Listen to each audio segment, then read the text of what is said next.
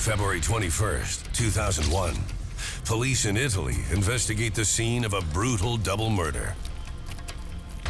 I have never seen so much blood.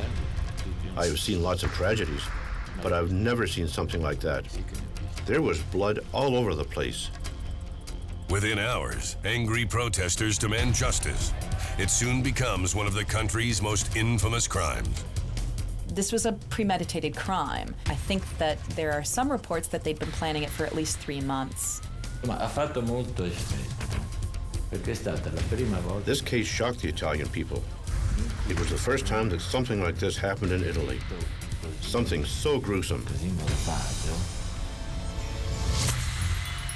Along with police, there are those who chronicle the investigation up close, on film, on paper, and on tape.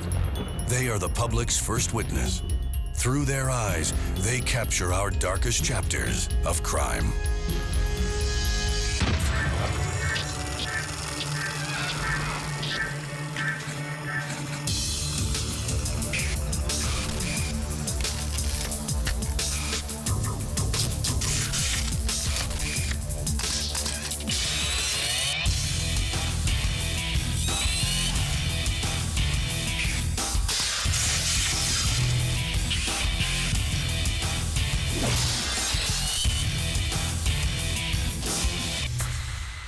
February 2001, Novi Liguri, a prosperous city in the Piedmont region of Italy. Home to approximately 28,000 residents, Novi Liguri is a commercial hub with a thriving steel and textile industry. It is also well known for its candy and chocolate factories. Novi Ligure, una cittadina benestante, più ricca della... Novi Liguri is a rich city, richer than most of the cities of the area because it's situated in a good geographical position, advantageously at the crossroad with the 3 main cities in northern Italy, Milan, Turin, and Rome. As far as crime goes, Novi Liguri is a quiet place. It's a small town where people know each other. But despite the peaceful atmosphere, many feel that criminal activity is on the rise. Some locals blame the influx of immigrants from Albania. The accusations against foreigners, against Albanians at that time in Novi Liguri and nearby, were common. They were not very welcomed at the time and were seen as violent criminals. Despite the tensions, violent criminal acts and murders remain relatively rare.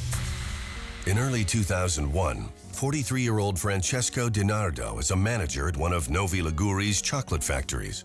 He is married to 45-year-old Susie Cassini. They have 2 children, 16-year-old Erica and 12-year-old John Luca. The father was an immigrant from southern Italy who worked very hard in his life to reach the position he had in this city. He was very well liked, very well respected by everyone.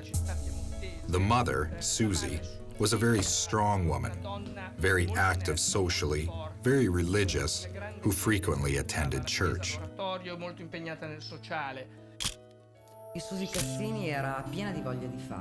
Susie Cassini was a very busy woman. She left her job as an accountant to look after her children.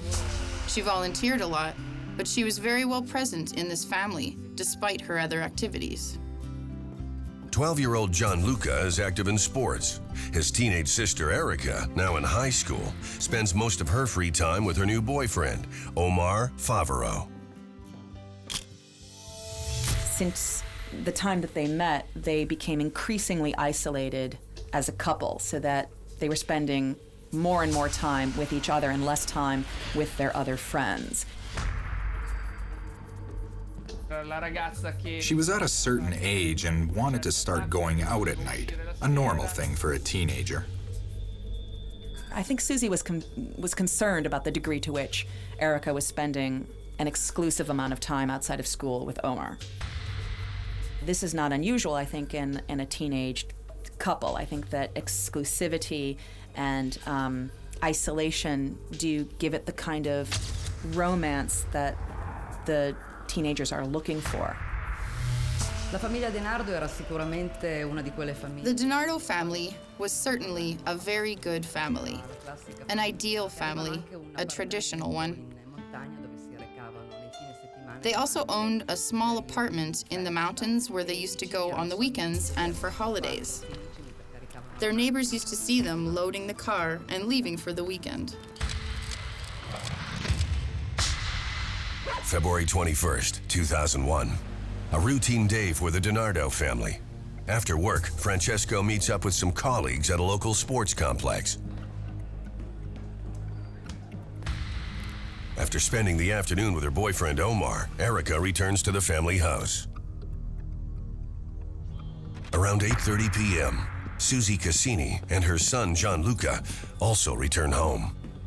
Susie Cassini came in from the garage. It was thought to be habitual action. She takes her keys and she lays them on the counter.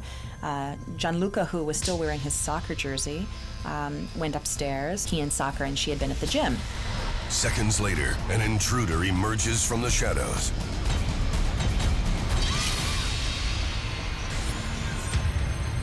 – 9 p.m., 16-year-old Erica DiNardo appears in the street. Erica comes out of the house, screaming, yelling for help, barefoot in the middle of February. According to Erica, her family has been attacked by 2 Albanian men. Her mother and brother are still inside. The Carabinieri, one of Italy's national police forces, are promptly notified and arrive at the scene.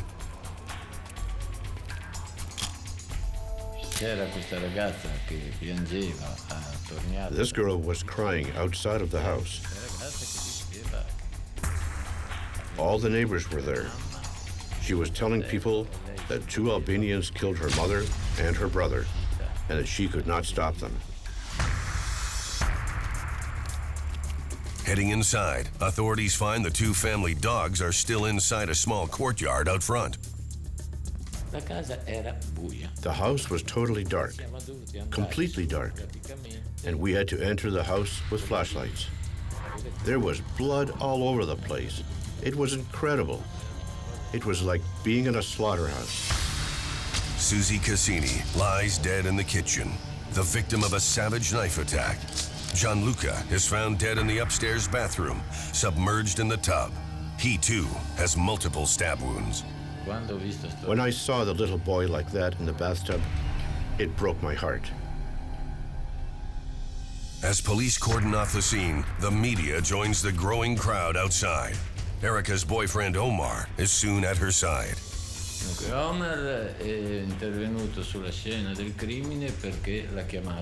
Omar came to the crime scene because Erica phoned his cell phone. They lived quite far from each other, and he came there to comfort her. She was shouting and crying, saying that she could not defend her mother. She could not defend her brother. I could not defend anybody, she would say. She was making quite a scene, quite energetic.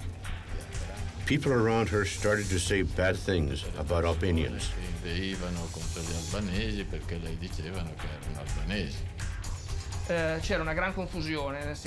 That night, there was a lot of confusion. The Carabinieri were going in and out of the house. There were lights set up, and the magistrate, the coroners, all the experts, they were all there. The first comments we had were that a murder had been committed. They killed a little boy and a woman. It's a crime probably committed by foreigners. Erica's father, Francesco, arrives to learn the horrific news. Francesco DiNardo and Erica were in the Carabinieri's car while the Carabinieri were inspecting the crime scene. It was like a haunted house with all the windows wide open. Avanti e indietro uscivano da quella casa che era completamente illuminata, sembrava quasi una casa di fantasmi. Police throughout the area are put on high alert. They search the neighborhood for 2 Albanian suspects. Polizia e Carabinieri quindi avevano istituito posti di blocco tutto intorno alla città. In and around the city, the Carabinieri started to put up roadblocks. They started to search also in the countryside to look for the murderers. All the police stations were informed, even as far away as Genoa. They sent a police team. They were looking in all the regions and hidden places and empty buildings. Police know these places very well. Cacciare campagne, passavano I casolari abbandonati. I Carabinieri avevano ordinato al magistrato. The Carabinieri, with the permission of the magistrate, ordered the pickup of the garbage bins of the zone in search of any clues or weapons. Alla fine, dopo circa un paio d'ore dalle... 2 hours after the beginning of the inspection, one of the Carabinieris came out and he asked Francesco DiNardo and Erica to enter the house. Entrare nella villetta. Si è visto un Francesco DiNardo was hesitating while passing the gate, and he took Erica's hand and they both went inside. E si sono recati all'interno. I couldn't see the reaction of Francesco DiNardo. I know that at one point the prosecutor, Carlo Carlesi, said to him, "Don't worry, we will catch the murderers." Then when he saw the little boy, he was very distressed. Because he was very close to him and proud of him.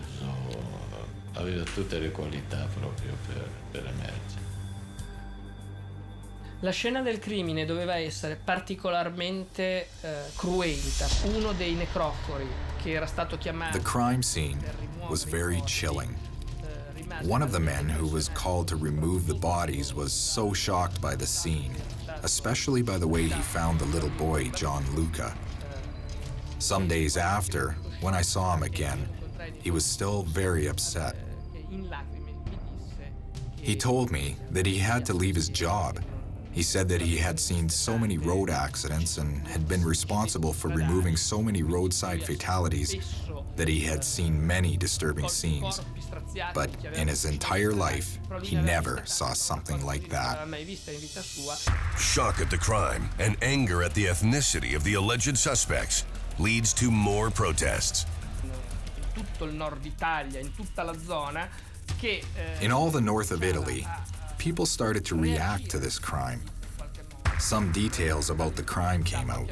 Stabbings, blood all over the place, and the brutality of the crime. Novi Liguri is a small city and more or less everybody knows each other. Novi Ligure è una piccola città, si conoscono più o meno tutti. Che ha fatto tanto rumore quell'omicidio, ripeto.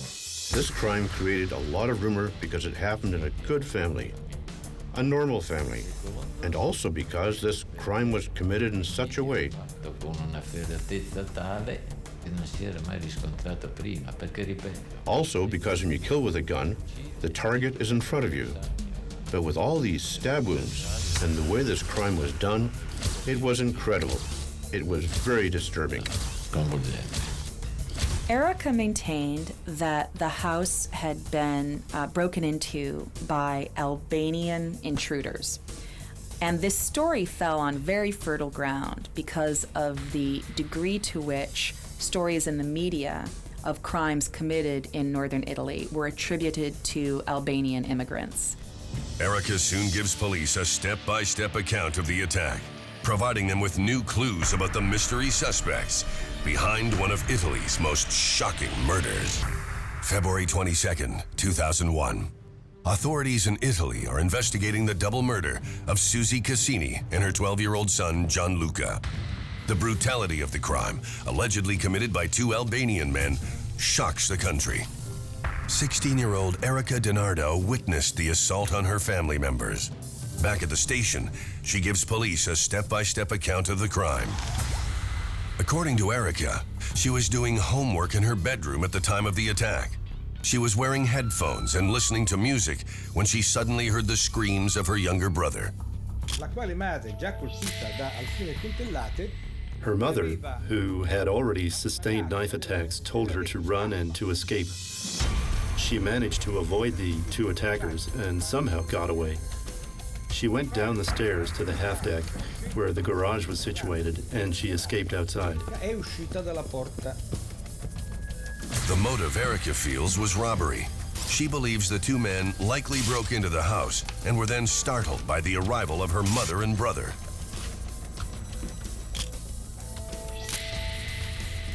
She described the attackers as two young Albanians. While police try to work with Erica's description of the two suspects, they keep their minds open to other avenues of investigation.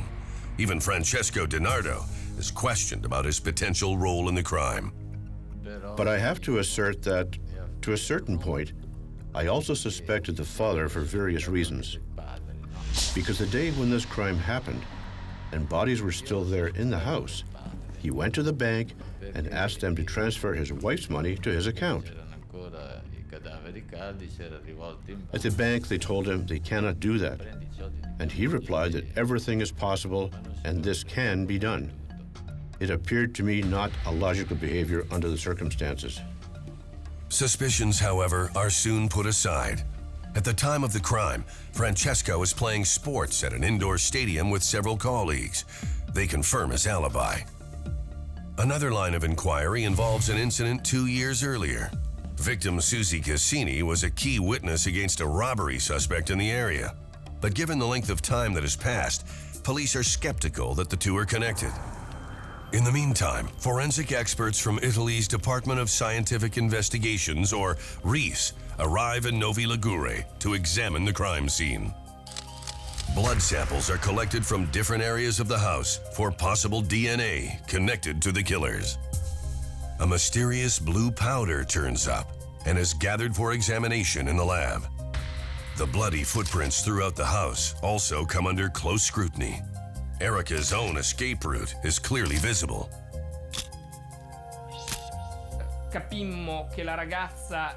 We understood that the girl was trying to escape, walking in the mother's blood, that she left footprints on the way in the garage. We journalists never got to see the crime scene. In fact, they pushed us away, and we were only outside. They were sure that Erica had escaped through the garage. While authorities examine the scene, ongoing reports that Albanians may be behind the crime spark a political situation throughout the country. Protesters demand a crackdown on illegal immigrants. The idea that the intruders that could have been this aggressive were Albanian was an idea that was readily taken up, and this owes in part to a certain amount of xenophobia. That same day, Erica DiNardo singles out an Albanian man from a collection of police photos. Police bring the man in for questioning. But despite Erica's insistence that he was one of the attackers, police learn the man was bowling with friends during the entire time frame of the crime. Others confirm his alibi, and the man is released. The incident raises doubts about Erica's recollection of the crime. Police also notice a number of odd discrepancies at the crime scene. One set of footprints is about to lead them to a key breakthrough. February 23rd, 2001. In Novi Liguri, Italy, police are investigating the shocking murder of two members of the well-known DiNardo family. 45-year-old Susie Cassini and her 12-year-old son, John Luca, were both stabbed to death in their home. An autopsy on their bodies reveals the full ferocity of the attack. L'autopsia sulle salme di Susie Cassini e di John... Professor Giovanni Perucci of the University of Pavia did the autopsies on the bodies of Susie Cassini and John Luca DiNardo. His report was very upsetting. The bodies were completely in pieces. John Luca morì sbudellato. John Luca died in the bathtub, cut in pieces where they tried to drown him, and the mother died in the kitchen from her numerous wounds, where she was later found. In cucina, dove poi realmente venne trovata. The autopsies show that Susie suffered 40 stab wounds. John Luca received a total of 57. Teeth marks inside Susie Cassini's lip suggest she was initially grabbed from behind, a hand clasped on her mouth. Perucci parlò di due persone. He mentioned also in his report the fact that two people committed the crime, and that these two people were very young, and consequently, the wounds were not very deep. And therefore, they concluded that two adults could not have committed this crime. Police believe that a knife found in the family's living room is the likely murder weapon. But the more they look at the overall evidence, the more questions emerge about what really took place the night of the crime. There was no empirical evidence that pointed to any sort of forced entry in the DiNardo family home, suggesting that either doors were open or that there was no invasion of the home from some intruder. The motive behind the crime is also unclear. No items have been stolen from the house, and the violent nature of the murders suggests more than a robbery gone wrong. In addition, the neighbors heard no commotion at the time of the crime. Molto strano è il fatto, innanzitutto, per quanto riguarda il racconto che... What was very strange was that the DiNardo family had 2 aggressive dogs, and according to what Erica said at the time, they did bark. They used to bark a lot. Ed erano soliti abbaiare con tutti. Un'altra cosa che aveva già destato qualche sospetto. Another point made us suspicious. Nobody heard any screams in the house, not Susie Cassini or John Luca. Erica said that her mother and her brother were screaming like animals, but nobody heard anything. Gridavano come 2 ossessi. Yet another oddity involves Erica's escape route. She went down the stairs and out through the garage, a time-consuming way to flee from the house. It appeared to all of us a very dangerous way to escape, especially for her. She could have been killed. Most revealing is the visible trail of her exit. Her footprints on the stairs and garage floor are flat-footed and evenly spaced, like those left by someone moving slowly. A girl who was trying to escape, followed by 2 men, doesn't go down the stairs taking the steps one by one, taking her time. A young woman trying to escape quickly down a staircase would take a few steps at a time and would have the tendency to touch the walls and put her hands out. Her feet were very well printed. The footprints were of someone walking. The criminal scientific team confirmed this hypothesis also. Furthermore, Erica's behavior since the night of the crime has also aroused suspicion. Most witnesses struggle to recall the details of a suspect's appearance and often change those details as their recollection improves. Erica always described the 2 men in the same way. She never changed her description. She was always drawing the portraits identically. Erica and her boyfriend Omar's aloof attitudes to the crime are also noticed by both the police and the local media. The 2 young people started to have fun, especially the way they behaved. Giving the finger at the journalist was very strange. This behavior shocked me the most. Portrayed at first as a helpless victim, many now feel Erica knows more about the murders than she is letting on. Ma perché non credere a questa ragazza di buona famiglia che non aveva mai dato comunque all'esterno dei segni affinché qualcuno parlasse male di lei? Why wouldn't you believe this girl who grew up in a good family and who appeared a normal teenager? The family was a good family, like many others. The father was an executive of a famous confectionery company, a company well known in Italy. Nobody could have thought that Erica lied about the crime, but there were some inaccurate statements, and after that we realized that something did not match with the confession, that perhaps they were hiding something. I 2 ragazzi vennero portati nella casa per un sopralluogo, si disse. Arrivò di nuovo il procuratore capo. The 2 young people came back to the house for what we call an inspection and investigation. The prosecutor, Carlesi, returned and I asked him, "Is the girl's version the real one or not?" He replied, "No comment." The huge doubts came to our mind and we all started to doubt our original conclusion. This crime might not have been committed by immigrants. Se non essere una aggressione di banditi extracomunitari. Erica's diary, which police find in her bedroom, contains many passages about tensions in the DiNardo family. Some see the entries as typical for a girl Erica's age. What was revealed in the diary was sustained, violent and aggressive thoughts that Erica had for her mother. Again, I think that it's not untypical that a teenaged girl would give vent to these thoughts in what might be thought to be a private source, which would be her diary. Police, however, find the diary entries far more ominous. Erica and her boyfriend Omar are now prime suspects. E poi ci sono delle frasi con il tipico. There are also some sentences in the teenager's language with bad words. And she also wrote, "Today I came home 5 minutes late. My mom starts to yell at me. Mom, I hate you." There was also something about her little brother. She wrote that her parents only thought of him and considered him the pet of the family, even if he did something wrong. Mom always defends him.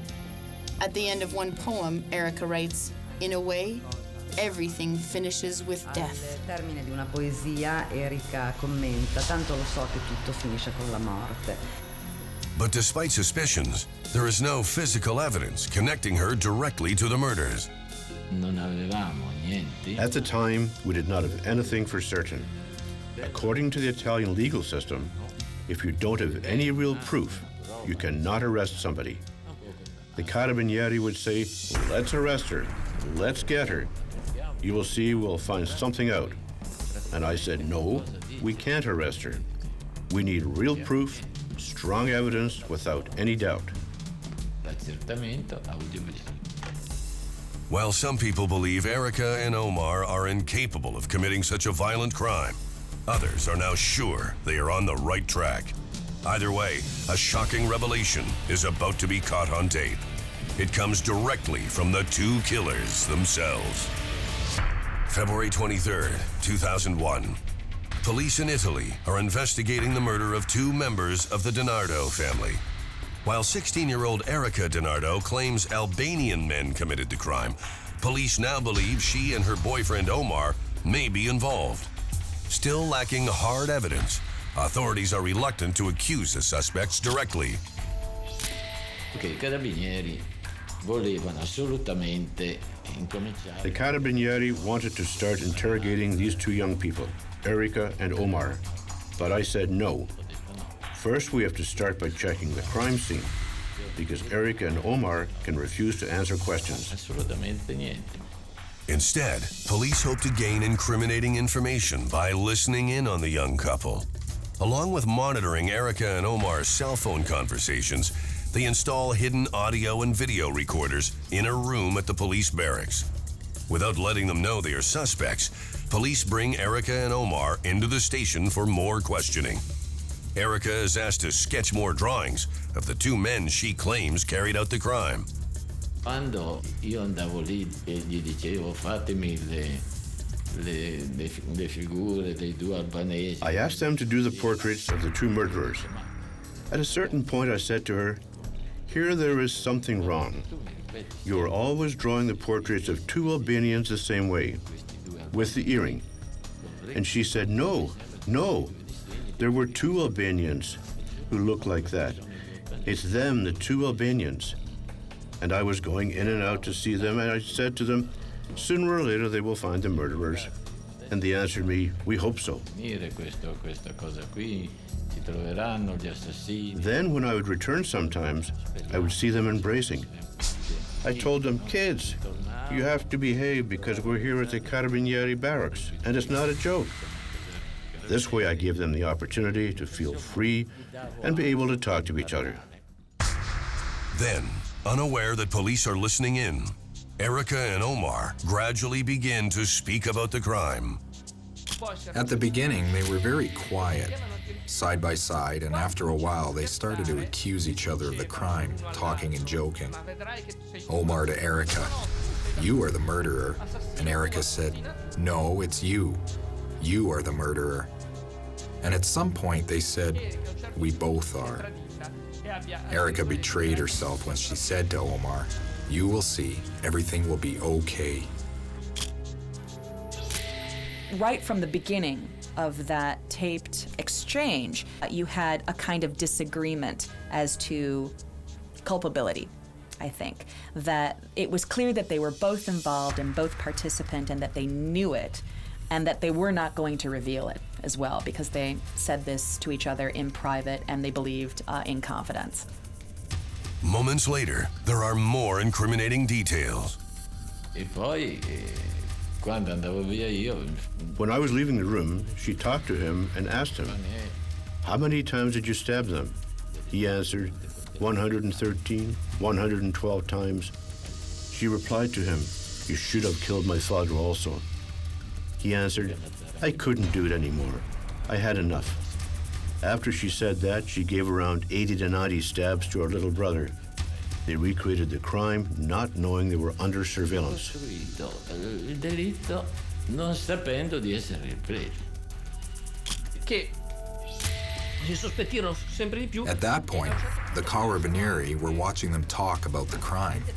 They were convinced that the two young people were the killers. Che stavano in realtà ammettendo di aver commesso il reato. La verità. The press and the media spread the news that something was not very clear, and we knew the exact truth when Omar and Erica went to the barracks and were held there for many hours. We as journalists knew that something was wrong. That same day, Erica DiNardo and Omar Favaro are arrested for the murder of Susie Cassini and John Luca DiNardo. Verso le 10 di sera vedemmo. Around 10 p.m., two pairs of lawyers arrived. They told us that they came to represent the two youths. At that point, we were quite sure that they were under serious investigation and that the first version of the illegal Albanian immigrants had been disproved. La pista albanese era stata completamente o quasi completamente abbandonata. Shortly after the arrest, grieving Francesco DiNardo is asked to visit the station. Ricordo che noi eravamo tutti fuori dalla caserma dei Carabinieri e a un certo punto vedemmo. I remember that we were outside of the barracks and we saw the General Thornabene with Erica's father and they took him far away. They asked us journalists not to disturb them and to respect this order. E visto il momento rispettammo questo desiderio. Francesco is told that police now believe his own daughter murdered his wife and son. Here we thought that two Albanians had committed this crime, and we had to face the fact that maybe this wasn't the case. At the time, Francesco DiNardo did not suspect Erica and her boyfriend. He was very shocked and was very confused.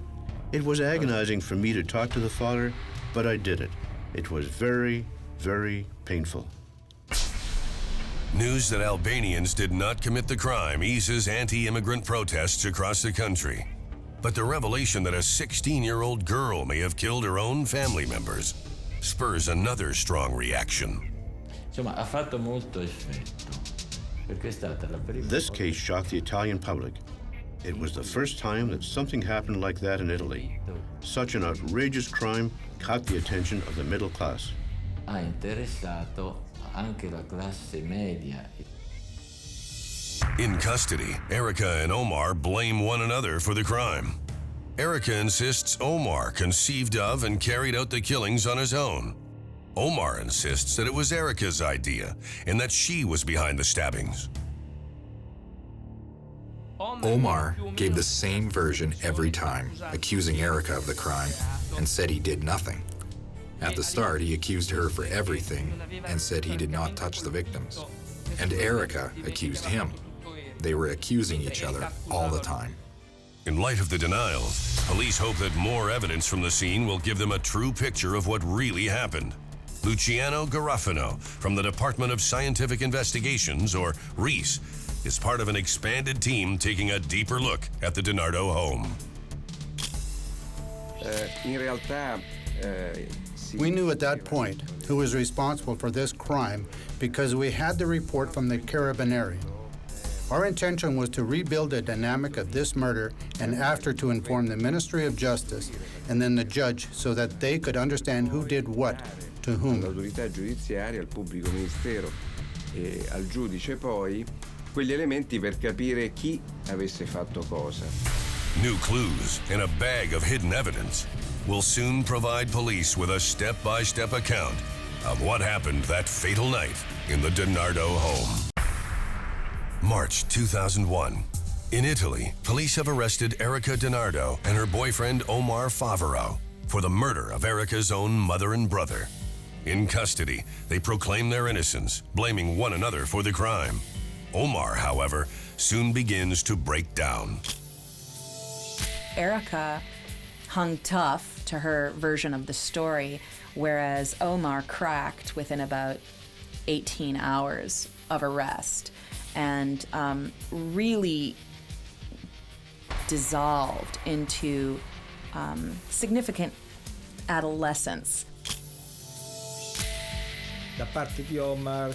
Omar said very little, and we noticed that he was strongly controlled by Erica. Without doubt, the girl, she was the stronger one, psychologically. While still insisting that Erica played a major role, Omar acknowledges using a knife in the crime. He also explains that the couple hid key evidence. Following his directions to a location near the DiNardo home, police find a plastic bag containing a large kitchen knife and 3 rubber gloves. The knife is similar to one found at the crime scene, and the rubber gloves have a pattern that matches the one lifted from the handle of the first knife. The new items are sent to the lab for analysis. At the same time, forensic experts begin a new search of the crime scene in an attempt to assign blame and reconstruct a sequence of events. Prima classificazione di tutte le tracce evidenti e anche dei reperti. We started a complete classification of all the details and different objects, like some clothes and the knife that we found inside the house, and everything that could be helpful for us. Apprezzabile sulla scena del crimine. Blood spatter analysis helps determine where each victim was during the attacks. Looking at active and passive stains, police conclude that Susie Cassini was both attacked and killed in the kitchen, where her body was found. But other blood patterns indicate that her son, John Luca, was also first assaulted downstairs, far from the upstairs bathtub where his body was found. Facendo un calcolo di queste tracce di sangue, noi ci accorgiamo che c'era una By proiezione. analyzing these blood stains and by calculating the projection of the blood, we found out there was a projection on the right side wall of the kitchen looking towards the kitchen, and another projection on the phone's plug, and you could tell the blood spatters originated from the same area, and the blood was John Luca's blood. Authorities also take fresh impressions from Erica and Omar's feet to help them analyze traffic patterns inside the house in greater detail. Some footprints are visible to the naked eye, but others are tougher to detect. You have to realize that if somebody walks in blood, the footprints become lighter and lighter, and the footprints lose their intensity. To help expose them, forensic experts spray a chemical known as luminol. Luminol reacts with bodily fluids to give off a temporary glow, visible in a darkened room. Perché era chiaro che dovevamo capire quali erano stati. It was clear that we wanted to understand Erica and Omar's action and their movements at the time of the killings of Mrs. Cassini and the young John Luca. Dell'omicidio della signora Cassini e del piccolo Gianluca. Many of the footprints in the kitchen belong to Omar, who appears to have carried out the bulk of the attack on Susie Cassini. But Erica's are present as well. In addition, traces of both of their footprints turn up in the bathroom, suggesting they each played a role in killing John Luca. The most damning evidence, however, comes from the lab. The knife found in the living room has traces of Susie Cassini's blood. It is also connected to a pattern left by one of the gloves, a glove containing DNA in the form of the killer's sweat. We found 3 strands of DNA in the glove. The DNA of John Luca, the DNA of Mrs. Cassini, and the DNA of the murderer. This confirmed Omar's role in the killings. It's Omar's DNA. Consequently, we concluded that he took part in the killing of Mrs. Cassini, but it also revealed to us which part he played in the brothers' killing. Il suo ruolo nell'omicidio di Gianluca. Another glove implicates Erica. This DNA that appeared in the interior of the glove, when we analyzed, we realized it was Erica's sweat. A knife cut on John Luca's t-shirt also reveals the blood of both victims, something not found on the knife used by Omar. Questo spiega che evidentemente i due. The other knife, of course, was the one that Erica had used during the confrontation in the living room with John Luca. I calcoli che la BPA ci ha concesso e quindi erano uno davanti all'altro e molto probabilmente queste situazioni sono avvenute o nel salone, quindi This explains to us that the two teenagers killed Mrs. Cassini and John Luca. Entrambi sono responsabili dell'omicidio della signora Cassini e di Gianluca, ma quanto le parti scientifiche ci dicono e soprattutto Omar's main participation was killing Mrs. Cassini, while Erica participated in both killings, but performed the main part of her brother's murder. è un ruolo duplice, forse minore, di Erika nei confronti della mamma, ma paritario nei confronti di Gianluca. The mystery blue powder initially found on the stairs and in the bathroom turns out to be rat poison, likely brought to the scene as an alternate way of committing the murder. Combining Omar's confession with their evidence, police piece together a step-by-step account of the crime. Molto probabilmente gli aggressori erano nascosti. Most likely, the two aggressors hid in the bathroom beside the kitchen. Rientrano insieme, la mamma evidentemente. John Luca came back with his mother, and they entered like usual, through the kitchen. Rilasciate sul bancone della cucina. John Luca ran upstairs as soon as he entered the house. Va al piano superiore. At that point, Omar emerges from the bathroom and attacks Susie Cassini from behind. He begins stabbing Mrs. Cassini, with Erica watching on. Hearing the screams of his mother, John Luca soon appears at the top of the stairs. After he heard some noise, and for sure something more serious, his mother's screaming, he saw what was happening and came down from the top floor. He saw this horrible scene. We don't know what he saw, but he became an inconvenient witness. The only person who was free at the time was Erica, because Omar was busy killing Mrs. Cassini and stayed there for a while in the kitchen. Rimane perché lo vediamo in cucina. Erica chases her brother upstairs and eventually calls for Omar to help. Omar grabs the rat poison to use it on John Luca, but drops it on the way. He then joins Erica for a second savage attack. According to Omar's confession, her little brother said to her, "Why are you doing this to me? Why are you doing this to me?" Then she said to Omar, "We have to kill him too because he's a witness." For the next few minutes, they each take turns stabbing 12-year-old John Luca. John Luca was still alive but had no energy because he was losing blood, so they decided to bring him into the bathroom and drown him easily. Then Omar went to leave outside and Erica said to him, "We have to kill my father also." Omar replied, "I cannot do that anymore. I don't have the energy to keep going. Do it yourself because I don't have the strength anymore." The public soon knows the details of how the crime took place. A clear motive, however, is harder to come by. Ufficialmente nessuno di noi ha mai avuto una spiegazione di Officially, we did not really have a full explanation of this crime. We heard about the difficulties between mother and daughter.